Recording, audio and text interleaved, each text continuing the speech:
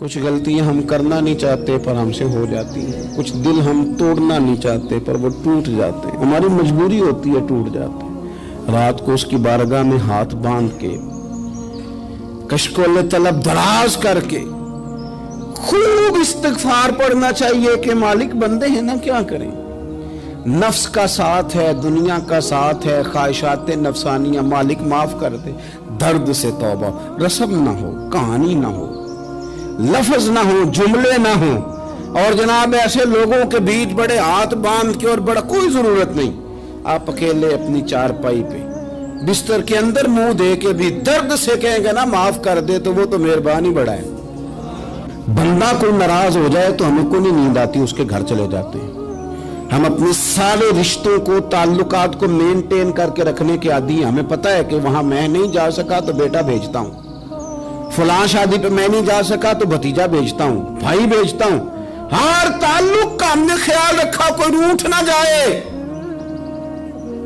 لیکن کمال ہے نا، یہ نہیں سوچا کہ اگر رب روٹھ گیا تو جب وہ روٹھ جائے نا تو سارے رشتے بھی بندے کے پاس موجود ہوں تو کوئی کرامت نہیں ہوتا، پھر کروڑوں روپیہ جیب میں ہوں تو ڈاکٹروں کی دوائیاں اثر نہیں کرتی۔ وہ روٹھ جائے تو پھر انسان اس طرح سے پھسلتا ہے کہ بڑے بڑے اس کے پاس دروازے ہوتے ہیں پر کسی جگہ اس کا ہاتھ نہیں لگتا۔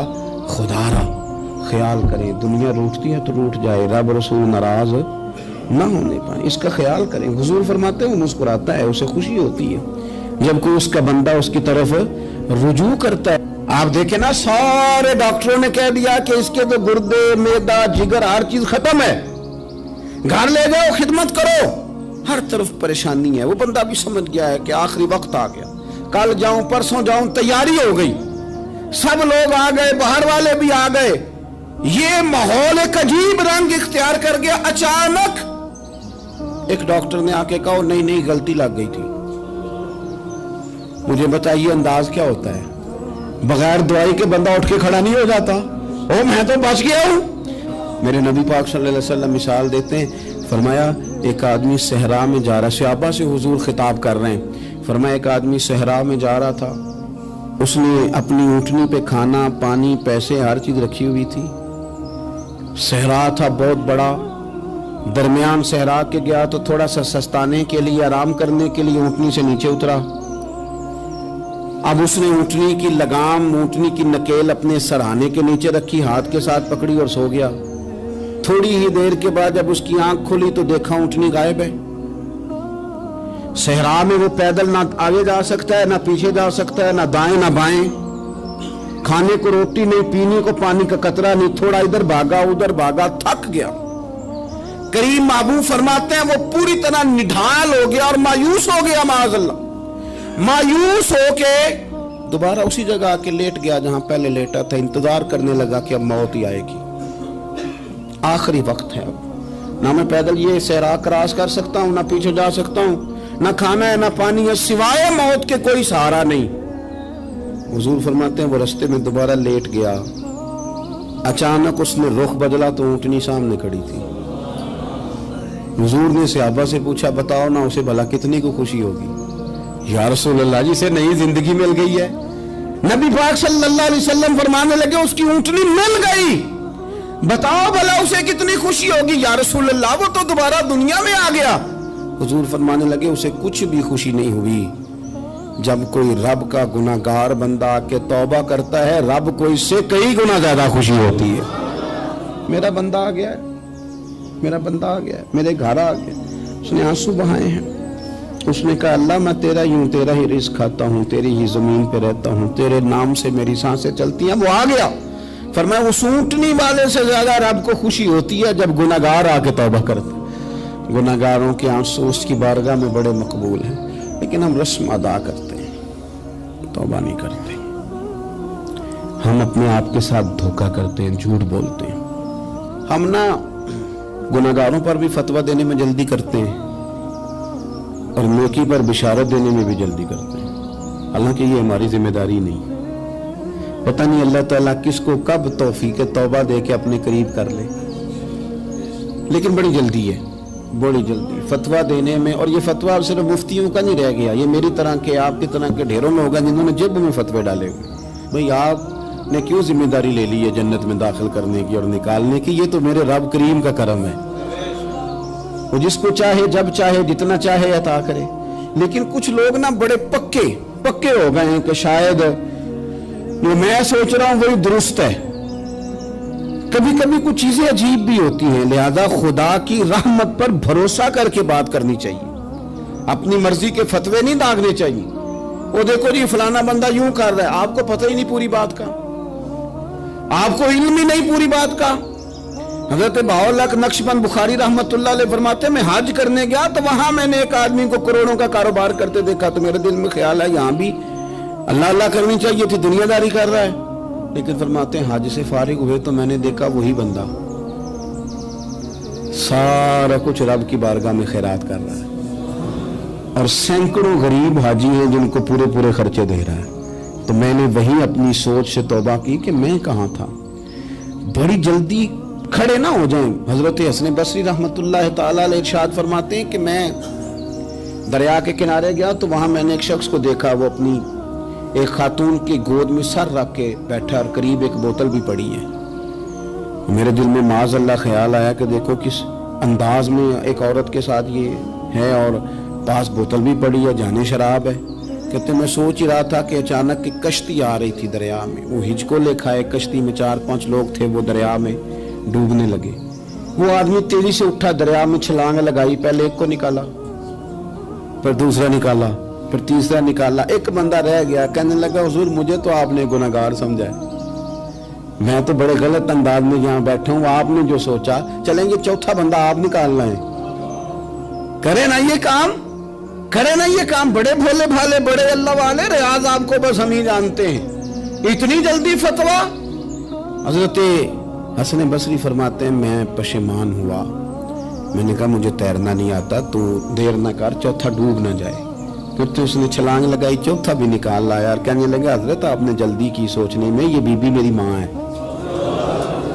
और ये सिरके की बोतल है। हम माँ बेटे का ये मशगला है कि ये वो जगह है जहाँ आके लोग मुसाफिर उतरते हैं और यहाँ से किसी का घर 100 मील है, किसी का 200 मील है। हम सुबह सिरका खजूरें रोटियां लेके यहाँ आते हैं, मुसाफिरों की नौकरी करते हैं, कोई परेशान हो तो मदद करते हैं। हजरत ख्वाजा हसन बसरी फरमाते हैं मैंने माफी मांगी, उनसे भी मांगी, रब से भी मांगी। उन्होंने मांग ली ना, बुजुर्ग थे, पर हमको नहीं तैयार मांगने को। हम हर वक्त बदगुमानियां, वो फलाना फलाने जुर्म करता था, मैं उसे अब कैसे नेक मान लूं? भाई अब वो नमाजी है, खुदा के घर आता जाता है, अब अल्लाह की बारगाह में हाजिर होता है। जब रब ने माफ कर दिया तू भी सोच बदल जा। सुने हुजूर क्या फरमाते हैं। नबी पाक साहिब वलाक सल्लल्लाहु तआला अलैहि वसल्लम फरमाते हैं, मुस्नद इमाम अहमद बिन हंबल देखिए, फरमाया रब उस वक्त बड़ा ही मुस्कुराएगा जब कातिल भी जन्नत में जाएगा, मकतूल भी जन्नत में जाएगा। या रसूलल्लाह मकतूल तो गया, ये कातिल कैसे चला गया? हुजूर फरमाते हैं जाएगा, और जाएगा और रब मुस्कुराएगा जो उसकी शान के लायक है। या रसूलल्लाह किस तरह? तो नबी पाक सल्लल्लाहु अलैहि वसल्लम फरमाने लगे इसने एक मोमिन को कत्ल किया था, वो शहीद होकर जन्नत में चला गया। अब अल्लाह ने बाद में इसे तौबा की तौफीक दे दी। पहले इसने कलमा पढ़ा, फिर ये मैदान में उतरा, काफिरों से लड़ा, ये शहीद हुआ, रब ने इसे भी जन्नत दे दी। कातिल भी जन्नत में, मकतूल भी जन्नत में। और बात इतनी अनोखी है कि रब देख के मुस्कुरा रहा है जो उसकी शान के लायक है। हम जल्दी में हैं, हम इंतजार नहीं कर रहे कि शायद तौबा कर जाए, हम इंतजार नहीं कर रहे। लेकिन मेरे अजीज इतनी जल्दी न करें। सोचों का साफ होना, ज़हनों का पाक होना और लोगों के बारे में गुमान का अच्छा होना। आप किसी नफ्सियात के डॉक्टर के पास चले जाएं, उसे कहें टेंशन बढ़ी है, मैं उनके मज़ामीन पढ़ता रहता हूं, वो सबसे पहला सबक आपको ये पढ़ाएंगे कि अच्छा सोचा करें। अच्छा सोचने से बंदा तंदुरुस्त रहता है। किससे बंदा तंदुरुस्त रहता है? हाँ जी, वाकई। यानी इस वाले पड़ोसी के बारे में भी अच्छा सोचना है घर में, इस वाले के बारे में भी, छोटे भाई के बारे में भी अच्छा सोचना है और बड़े के बारे में भी अच्छा ही सोचना है। یعنی اپنی برادری قبیلے کے بارے میں بھی اچھا سوچیں, جو قبیلے کا نہیں اس کے بارے میں بھی چلیں تھوڑا سا اچھا سوچ لیں. اپنے بارے میں تو اچھا سوچا ہے بڑا. میں کہتا ہوں کہ ہم اپنی غلطیوں سمیت اپنے آپ سے بڑا پیار کرتے ہیں, اور دوسرے کی ایک غلطی نظر آ جائے تو ہمیں گھین آنے لگ جاتی ہے. آپ جلدی نہ کریں, مالک نے موقع دیا ہے بندوں کو, نہ وہ کسی کا رزق چھین رہا ہے نہ سانسیں چھین رہا ہے, وہ اپنی زمین پہ چلنے بھی دے رہا ہے, رہنے بھی دے رہا ہے. تو جب اس نے موقع دیا ہے آپ بھی تھوڑا موقع دیں.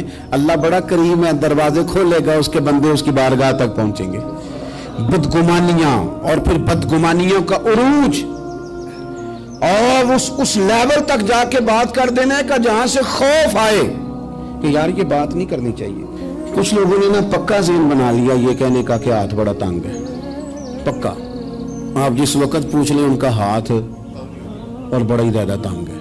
آپ یقین کریں بہن کا جو خامند ہے وہ کہہ رہا ہے جا حصہ لے کے آ, تیرے بھائیوں کی کمائی تو نہیں تیرے ابا کی ہے, لے کے آ. وہ بیچاری اس کی منتیں کر رہی ہے, کہتی ہے اگر جاؤں گی نا تو وہ کہیں گے حصہ لے جا, آج کے بعد ہمارے گھر نہ آنا, میرا دروازہ نہ بند کرو, مہربانی کرو.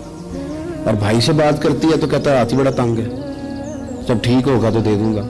نہ کریں یہ ظلم. ہمارے اپنے تڑپتے رہتے ہیں اور ہماری دولتیں اندر پڑی رہتی ہیں. ہمارے اپنی چھوٹی چھوٹی ضروریات کے لیے پریشان ہوتے ہیں, لیکن ہم بڑے بڑے بہانے ہیں ہمارے پاس, کہتے ہیں یہ نکما ہے, یہ نکھٹو ہے, یہ کام نہیں کرتا, اس میں فلانا ہے, بے فلانا ہے, بلے میں نے نہیں ساتھ چلنا. اظہار جب آپ کے اندر پیدا ہوتا ہے نا, اظہار جب کسی کے لیے آپ حساس ہوتے ہیں تو آپ کو بھی سرور حاصل ہوتا ہے.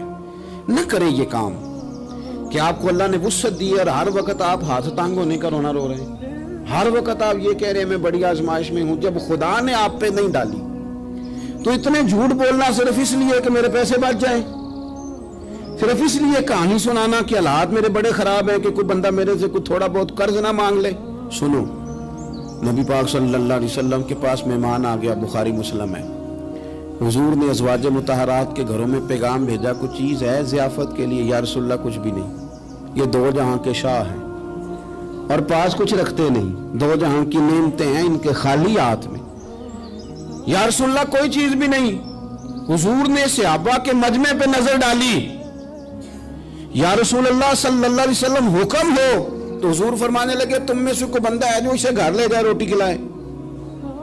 ایک صحابی اٹھے فوراً, حضور میں لے کے جاتا ہوں کھانا کھلاتا ہوں. فرماتے ہیں میرے گھر میں صرف بچوں کا کھانا تھا,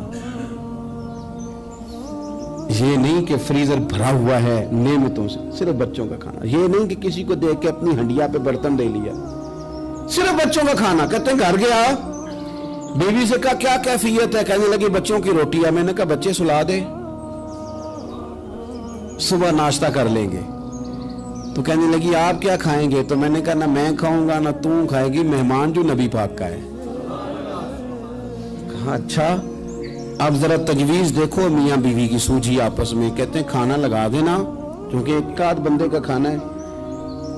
اپنی غربتوں کا ہر جگہ اظہار کرنا, رونا رونا. یہ دیکھو غربت کیسے چھپائی جا رہی. اس کو کہا نہیں کہ چل تو تھوڑا رحم کھا, تو آیا ہے تو تھوڑا رحم کھا, یہ نہیں کہا. کہا اٹھ کے نا تو کھانا رکھنا اور اٹھ کے نا چراغ ٹھیک کرنے کے بہانے بجھا دینا. ہم دنیا والوں کے سامنے کیوں اپنے دکھ بیان کریں؟ ہم جو کہیں گے رب رسول کی بارگاہ میں کہیں گے. تو نا چراغ ٹھیک کرنے کے بہانے. اہلیہ اٹھی, کھانا دینے کے بعد چراغ ٹھیک کرنے کے بہانے بجھا دیا.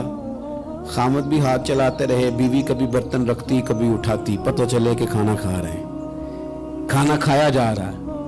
کہتے ہیں مہمان پیٹ بھر کے کھانا کھا گیا. یہ کام ہوا رات کے اندھیرے میں, اس وقت ہوا جب چراغ بھی بند تھا, اس وقت ہوا جب کوئی دیکھنے والا نہیں تھا, کسی پڑوسی کو بھی خبر نہیں تھی.